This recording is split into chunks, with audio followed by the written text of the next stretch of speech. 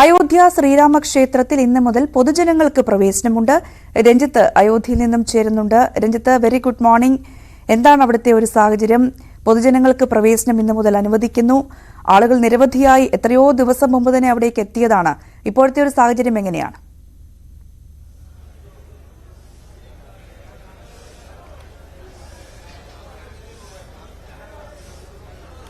രഞ്ജിനി, സാഹചര്യം എന്ന് പറഞ്ഞാൽ ഇവിടെ കൊടിയ തണുപ്പാണ്. ഈ കഴിഞ്ഞ കുറെ ദിവസങ്ങളായി ഒരു ആശ്വാസം തന്നിരുന്ന കാലാവസ്ഥ ഇന്ന് കൂടുതൽ ശക്തമായിരിക്കുന്ന തണുപ്പ് എന്നുള്ളതാണ്. കാരണം വലിയ മഞ്ഞുവീഴ്ച, രാവിലെ മുതൽ തന്നെ വലിയ മഞ്ഞുവീഴ്ചയും മൂടൽ മഞ്ഞുമുണ്ട്. നമുക്കറിയാം, രഞ്ജിനി പറഞ്ഞതുപോലെ ഇന്ന് അയോധ്യയെ സംബന്ധിച്ചിടത്തോളം വളരെ പ്രത്യേകതയുള്ള ഒരു ദിവസമാണ്. ഇന്ന് 23 മുതലാണ് പൊതുജനങ്ങൾക്കുള്ള പ്രവേശനം. ദൃശ്യങ്ങളിൽ കാണാം, വലിയ ജനക്കൂട്ടമാണ്. വലിയ ജനക്കൂട്ടം എന്ന് വെച്ചാൽ നമുക്ക് ചിന്തിക്കാവുന്നതിനൊക്കെ അപ്പുറമുള്ള വലിയ പരമാവധി ആളുകളാണ് ഇങ്ങോട്ടേക്ക് എത്തിക്കൊണ്ടിരിക്കുന്നത്. ഇന്നലെ രാത്രി മുതൽ ഇവിടെ ഈ രാവിലെ 6 മണിക്ക് ക്ഷേത്രം തുറക്കാനായി തമ്പടിച്ചിരുന്ന 10,000-കണക്കിന് ജനങ്ങളുണ്ട്. അവരൊക്കെ രാവിലെ മുതൽ തന്നെ അവിടെ ക്യൂ ആണ്. ക്യൂ എന്ന് പറഞ്ഞാൽ ഏതാണ്ട് നമ്മുടെ ഒരു നാട്ടിലൊരു കണക്ക് വെച്ച് നോക്കിയാൽ ഒരു 1.5 കിലോമീറ്റർ ദൂരമുള്ള ക്യൂ ഒക്കെ രൂപപ്പെട്ട ഒരു പശ്ചാത്തലമുണ്ട്. അങ്ങനെ ഈ രാമക്ഷേത്രം, പുതിയ രാമക്ഷേത്രം കാണാൻ, പുതിയ രാമലീലയുടെ പ്രതിഷ്ഠ കാണാൻ കാത്തിരുന്ന ആൾക്കാർക്കൊക്കെയുള്ള ഒരു അവസരം അവരത് പരമാവധി ഉപയോഗിക്കുകയാണ്. ആ ദിവസം തന്നെ അവരിങ്ങോട്ടേക്ക് എത്തുന്ന ഒരു സാഹചര്യമുണ്ട്. ഇനി വരും ദിവസങ്ങളിലും സമാനമായി തന്നെയാണ് നമ്മൾ ഇത്തരത്തിലുള്ള തിരക്ക് പ്രതീക്ഷിക്കുന്നത്. ക്ഷേത്ര ട്രസ്റ്റിനൊക്കെ അതുമായി ബന്ധപ്പെട്ടൊരു കണക്കുണ്ട്. അവർ പറയുന്നത് 1 ലക്ഷത്തോളം ഭക്തരെ ഒരു ദിവസം പ്രതീക്ഷിക്കുന്നു. ഈ 1 ലക്ഷം ഭക്തരെ ഉൾക്കൊള്ളിക്കാനുള്ള, അവർക്കുള്ള സംവിധാനങ്ങൾ ഒരുക്കാനുള്ള എല്ലാ തയ്യാറെടുപ്പുകളും ക്ഷേത്രത്തിലുണ്ട് എന്നുള്ളതാണ്. നമ്മൾ ഇന്നലെ ആ ക്ഷേത്രത്തിന്റെ ഉള്ളിൽ കയറി ഷൂട്ട് ചെയ്തിരുന്നു. ആദ്യമായി നമ്മൾ അത് പ്രേക്ഷകരിലേക്ക് എത്തിക്കുകയും ചെയ്തു. കാരണം അത്ര മനോഹരമായി വലിയ സംവിധാനങ്ങളോടുകൂടി 72 ഏക്കറിൽ ഉണ്ടാക്കിയിരിക്കുന്ന 72 ഏക്കറിൽ 2.5 ഏക്കറാണ് ക്ഷേത്രത്തിന്റെ മാത്രം സ്ഥലം എന്ന് മനസ്സിലാക്കണം. ഗ്രീൻ പ്രോട്ടോകോൾ അനുസരിച്ച് 72 ഏക്കറിൽ നിർമ്മിച്ചിരിക്കുന്ന ഒരു ക്ഷേത്ര നിർമ്മിതിയാണ്. ഇതിൽ ഏതാണ്ട് 11 ഗേറ്റുകളുണ്ട്.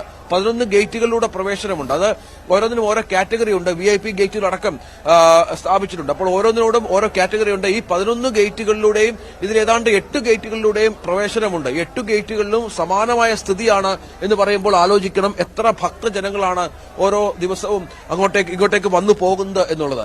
വലിയ വലിയ വലിയ തിരക്കാണ്. ഈ പുറത്തു തന്നെ ഒരുപാട് ആളുകൾ കൂടി നിൽക്കുന്ന സാഹചര്യമുണ്ട്. അവർ ഈ കുറച്ചുകൂടി കഴിഞ്ഞൊക്കെ ദർശനത്തിന് വരാൻ തയ്യാറെടുത്ത് നിൽക്കുന്നവരാണ്. രാവിലെ 6 മണിക്ക് തുറന്നാൽ ഉച്ചയ്ക്ക് 11 മണി വരെ, ഉച്ചയ്ക്ക് മുമ്പ് 11 മണി വരെയാണ് ദർശന സമയം. അതിനുശേഷം 11 തൊട്ട് 2 വരെ അമ്പലം അടച്ചിടും. 2 തൊട്ട് രാത്രി 11 വരെ. അങ്ങനെയാണ് ഇപ്പോൾ ഉള്ള ക്രമീകരണം. പക്ഷെ അത് ഈ പറഞ്ഞതുപോലെ മറ്റ് സംസ്ഥാനങ്ങളിൽ നിന്നുള്ള ഒരുപാട് ആളുകൾ ഇന്നലെയൊക്കെ നമ്മൾ ഈ ഫ്ലൈറ്റ് ടിക്കറ്റുമായി ബന്ധപ്പെട്ട കാര്യങ്ങളൊക്കെ അന്വേഷിച്ചപ്പോൾ ഫ്ലൈറ്റ് ടിക്കറ്റുകളെല്ലാം അയോധ്യ എയർപോർട്ടിലേക്കുള്ള എല്ലാ വിമാനങ്ങളുടെയും ഫ്ലൈറ്റ് ടിക്കറ്റുകൾ ഫുള്ളാണ്. ഒപ്പം തീവണ്ടി ട്രെയിൻ ടിക്കറ്റുകളും ഏതാണ്ട് സമാനമായ അവസ്ഥയാണ്. വലിയ തോതിൽ ട്രെയിൻ ടിക്കറ്റുകളിലും ഈ ഇങ്ങോട്ടേക്കുള്ള യാത്രയിലും വ്യത്യാസമുണ്ട്. ഇപ്പോൾ ഒരു കണക്കനുസരിച്ച് ഈ ഇന്ത്യയിലെ ഏറ്റവും വലിയ ടൂറിസ്റ്റ് കേന്ദ്രങ്ങളെക്കാൾ ബുക്കിംഗ് ഇപ്പോൾ ഫ്ലൈറ്റുകളിലും ട്രെയിനുകളിലും അയോധ്യയിലേക്ക് സംഭവിക്കുന്നു എന്നുള്ള കണക്കുകൂടി പുറത്തു വരുന്നുണ്ട്. അപ്പോൾ നമ്മളൊക്കെ ആദ്യം മുതൽ റിപ്പോർട്ട് ചെയ്തതുപോലെ അത്രത്തോളം വലിയൊരു തീർത്ഥാടക പ്രവാഹം ഇങ്ങോട്ടേക്ക് പ്രതീക്ഷിക്കുകയും വേണം. പ്രധാനമായും അത് പ്രതീക്ഷിക്കണം. കാരണം അത്രയധികം ആളുകൾ ഇങ്ങോട്ടേക്ക് വരാനായി കാത്തിരിക്കുന്നുണ്ട്. കേരളത്തിൽ നിന്നടക്കമുള്ള ആളുകൾ, നിരവധി ആളുകൾ അങ്ങോട്ടേക്ക് എത്തുന്ന സാഹചര്യം കൂടി നമ്മൾ കാണണം. ഒരുപാട് ആളുകൾ നാളെയും മറ്റന്നാളും ഒക്കെ ഇങ്ങോട്ടേക്ക് ബുക്ക് ചെയ്ത് വരുന്നുണ്ട്. അങ്ങനെ എല്ലാ തരത്തിലും അയോധ്യ ജനനിബിഡമാകുന്നു. കഴിഞ്ഞ കുറെ ദിവസങ്ങളായി കണ്ടതിനേക്കാളൊക്കെ അപ്പുറമുള്ള, ഒരുപക്ഷെ അതിനപ്പുറമുള്ള കാര്യങ്ങൾ സംഭവിക്കുന്നു. അതിനപ്പുറമുള്ള ജനങ്ങൾ ഇങ്ങോട്ടേക്ക് വരുന്നു. कहाँ से? एक नासिक कालाराम मंदिर से हम ये हार लेके आए प्रभु राम के लिए. आज तो बहुत रश है इधर, बहुत जोर आता है. हाँ, बहुत उत्साह है, बहुत मजा आ रहा है. 3 दिन से आए. 3 दिन से आए, आज नंबर लगा है हमारा. नासिक कालाराम मंदिर. हाँ, मोदी जी उधर आए थे. हाँ, व्रत शुरू किया था, वहाँ से ये हार लेके आए हम प्रभु के लिए. और बहुत खुशी का माहौल है. और ये हार 3 दिन से हम पैक करके लाए थे, अभी वैसा ही है. हाँ, ये नेचुरल फूल है, मोगरा बोलते हैं इसको, उसका बनाया है. और ये सब फूल पुराने हैं, बहुत पुराने फूल है. ये सब ओरिजिनल फूल का बना है. जय श्री राम. जय श्री राम. क्या बोलना? यहाँ आने से हमको बहुत शांति है और सुख भी है. और हम बिहार से आए हैं और बहुत अच्छे जगह भी है. आप लोग सब मिल करके प्रेम भी मिला और बहुत अच्छा भी लग रहा है। और हम दर्शन करने जा रहे, कल VIP लोग आए थे ना, तो दर्शन नहीं हुआ। बोले 7 बजे मंदिर खुलेगा और आप लोग 7 बजे आइएगा। बहुत शांति सुख है और आप लोग भी बहुत अच्छे हैं। जय श्री राम। അതാണ് അങ്ങനെ ഒരുപാട് ആളുകൾ गुड मॉर्निंग।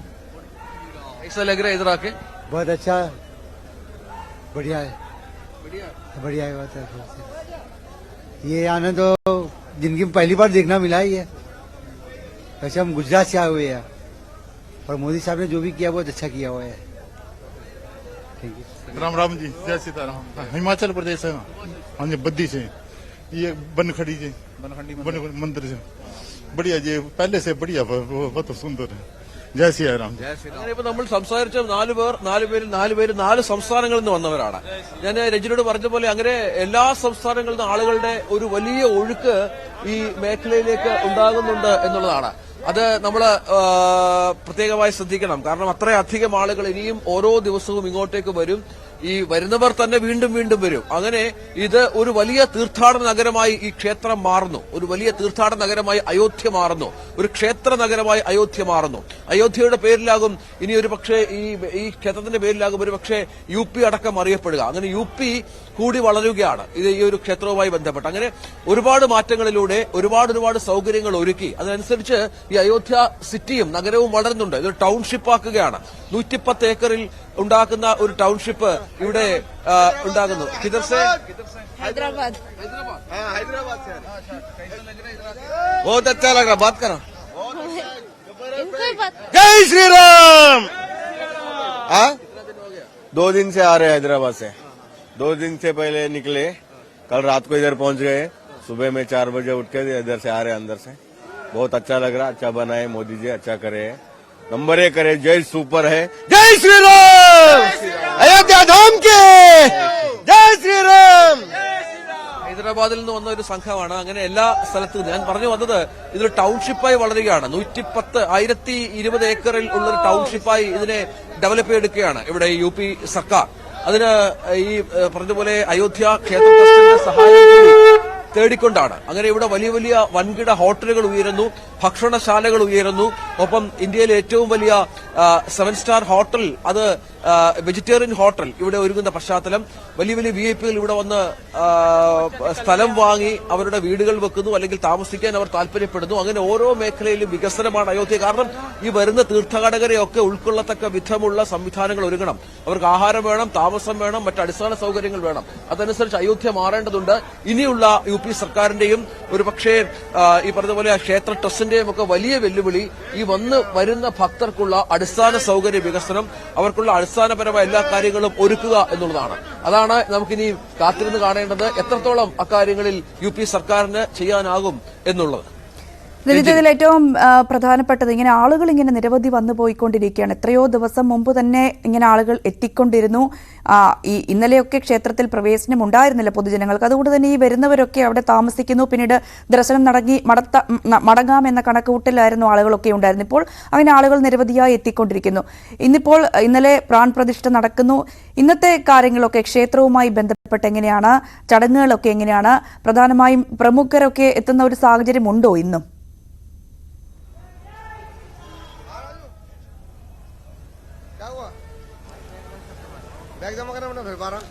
ഇന്ന് പ്രമുഖരാരും ഇനിയും വരാനുള്ള സാഹചര്യമില്ല. കാരണം പ്രമുഖരായ വ്യക്തികൾ 8000-ഓളം വ്യക്തികൾ നമുക്കറിയാം. ഇന്നലെയാണ് അവർ അവിടെ എത്തി ഈ പ്രാൺപ്രതിഷ്ഠാ ചടങ്ങിൽ പങ്കെടുക്കുകയും നരേന്ദ്രമോദി പ്രധാനമന്ത്രി അവരെ അഭിസംബോധന ചെയ്യുകയൊക്കെ ചെയ്തത്. അതൊക്കെ നമ്മൾ കണ്ടതാണ്. ഇന്ന് സാധാരണ ആളുകൾക്ക് മാത്രമാണ്. ഇവിടെ ഒരു പ്രധാന കാര്യം, ഇവിടെ VIP ക്യൂ ആകട്ടെ, VIP ഓൺലൈൻ ബുക്കിംഗ് ആവട്ടെ, ഓൺലൈനായി പ്രസാദ വിതരണമാകട്ടെ, അങ്ങനെ ഒരു സംവിധാനവുമില്ല. ഇപ്പോഴും ചില ആപ്പുകൾ പ്രവർത്തിക്കുന്നുണ്ട് എന്ന് കേന്ദ്ര സംസ്ഥാന സർക്കാരുകൾ മുന്നറിയിപ്പ് നൽകുന്നുണ്ട്. അതായത് അയോധ്യ ക്ഷേത്രത്തിലേക്കുള്ള സംഭാവനകൾ സ്വീകരിക്കുന്ന QR കോഡ് അടക്കം പലയിടത്തും പ്രചരിക്കുന്നുണ്ട്. നമുക്കറിയാം തട്ടിപ്പിന്റെ പല മുഖങ്ങൾ പല വിധങ്ങളുണ്ട്. അതിവിടെയും സംഭവിക്കുന്നുണ്ട്. ക്ഷേത്രവുമായി ബന്ധപ്പെട്ട പ്രധാനപ്പെട്ടമുണ്ട്. അതിനുള്ള മുന്നറിയിപ്പുകൾ സൈബർ സംഘങ്ങൾ നൽകിയ കൂടി നമ്മൾ കണ്ടു. അത് വളരെ പ്രധാനപ്പെട്ടതാണ്. അത്തരം തട്ടിപ്പുകളിൽ പോയി വീഴരുത് എന്നാണ് ഈ സൈബർ സംഘങ്ങളോട് അല്ലെങ്കിൽ ഇത്തരം സൈബർ സംഘങ്ങളോട് മുന്നറിയിപ്പ് നൽകുന്നത്. അവരെയൊക്കെ കൃത്യമായി ടാർഗറ്റ് ചെയ്തുള്ള സംവിധാനം നമ്മുടെ സൈബർ പോലീസ്, നമ്മുടെ കേന്ദ്ര സംഘമടക്കം ഇപ്പോൾ നടത്തുന്നുണ്ട്.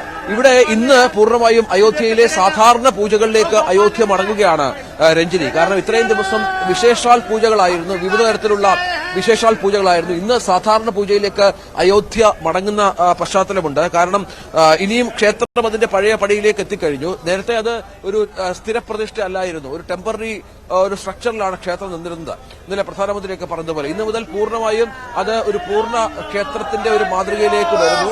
ആ പശ്ചാത്തലത്തിൽ സാധാരണ തരത്തിലുള്ള പൂജകൾ ഉണ്ടാകും, അത് എല്ലാ തരത്തിലുള്ള പൂജകളും ഉണ്ടാകും. അഭിഷേകം അടക്കമുള്ള പൂജകൾ ഉണ്ടാകും. അത് എല്ലാ ദിവസവും തുടരുകയും ചെയ്യും. പ്രധാനപ്പെട്ട തന്ത്രിമാർ ഇതിനായി, പൂജാരിമാർ, പരിശീലനം നേടിയ പൂജാരിമാർ ഇതിനായി നിയോഗിക്കപ്പെട്ടവരുണ്ട്. അവരൊക്കെ പല സംസ്ഥാനങ്ങളിൽ നിന്നുള്ളവരാണ്. അവർക്ക് പ്രത്യേക പരിശീലനവും ഇന്റർവ്യൂവിനും ഒക്കെ ശേഷമാണ് അവരെ സെലക്ട് ചെയ്തതും പരിശീലനം നൽകിയാണ് അവരെ ഇപ്പോൾ ക്ഷേത്രത്തിലേക്ക് പ്രവേശിപ്പിച്ചിട്ടുള്ളത്. അങ്ങനെ ഒരുപാട് കാര്യങ്ങൾ ക്ഷേത്രത്തിൽ നടക്കും ഇന്നു മുതൽ എന്നുള്ളതാണ്. मैं माउंट आबू राजस्थान कई पीढ़ियां बीत गई और उन्होंने कई बलिदान देते देते कई पीढ़ियां बीत गई, उन्होंने दर्शन नहीं करे. हम भाग्यशाली है कि आज दर्शन कर रहे हैं. चरितम रघुनाथ से शतकोटि प्रविष्त्रम एक एक कम अक्षरम पुंचा महापातक नाशनम. जय श्री राम, जय श्री जय छत्तीसगढ़, जय जोहार. छत्तीसगढ़ माता कौशल्या की नगरी है. राम हमारे भांजा है, भांजा से मिलने आए हैं. जय श्री राम. चंद्र प्रकाश श्रीवास. അങ്ങനെ जय श्री राम. हम महाराष्ट्र आए, मुंबई से, जहाँ छत्रपति शिवाजी महाराज की धरती, बाला साहेब की धरती से हमारा संदेश है पूरे भारत में कि अब भारत पूरा जय श्री राम नारों से गूंजेगा. अभी गुड मॉर्निंग और गुड नाइट बोलना है भारतवासियों, सनातनियों. जय श्री राम बोलना है और जय श्री राम का पूरा ये चलाना हमें. जय श्री राम. बस അങ്ങനെ വിവിധ സംസ്ഥാനങ്ങൾ, നമ്മൾ സംസാരിച്ചവരൊക്കെ ഓരോരോ സംസ്ഥാനങ്ങളിൽ നിന്ന് വരുന്നവരാണ്. അവർക്ക് ഇങ്ങോട്ടേക്ക് വന്ന് കൊണ്ടിരിക്കുന്നു. വലിയ തിരക്കാണ്. വലിയ തിരക്കെന്ന് വെച്ചാൽ നമുക്ക് സങ്കല്പിക്കാതിനപ്പുറത്തുള്ള തിരക്ക്. ഇത് പ്രതീക്ഷിച്ച തിരക്ക് തന്നെയാണ്. കാരണം ഇത്രയധികം ആളുകൾ ഇവിടെ എത്തുമെന്ന് നേരത്തെ തന്നെ പ്രതീക്ഷിച്ചാണ് കാര്യങ്ങൾ മുന്നോട്ട് കൊണ്ടുപോയത്. ഏതായാലും ഇതൊക്കെയാണ് രഞ്ജിനി ഇവിടെ നിന്ന് രാവിലെ കൃത്യമായി നൽകാൻ പറ്റുന്ന കാഴ്ചകൾ. ഈ തണുപ്പ്, ഈ മഞ്ഞുവീഴ്ചയൊക്കെയാണ് വലിയ ഒരു പ്രശ്നം. അത് തണുപ്പെന്ന് പറയുന്നത് 4 ഡിഗ്രിയാണ് ഇപ്പോൾ ഇന്നത്തെ ഇവിടുത്തെ തണുപ്പ്. കാരണം ഇതുവരെ 4 ദിവസങ്ങളിൽ ഏറ്റവും കൂടുതൽ തണുപ്പാണ് ഇന്ന് അനുഭവപ്പെടുന്നത്. അത് അവഗണിച്ചാണ് ഈ ഭക്തർ ഇങ്ങോട്ടേക്ക് വരുന്നത് എന്നുള്ളതാണ് ഏറ്റവും പ്രധാനപ്പെട്ട കാര്യം. രഞ്ജിത്ത് രാമചന്ദ്രനാണ് അയോധ്യയിൽ നിന്ന് ഇന്നത്തെ സാഹചര്യങ്ങൾ വ്യക്തമാക്കിയത്. അയോധ്യയിൽ രാമക്ഷേത്രം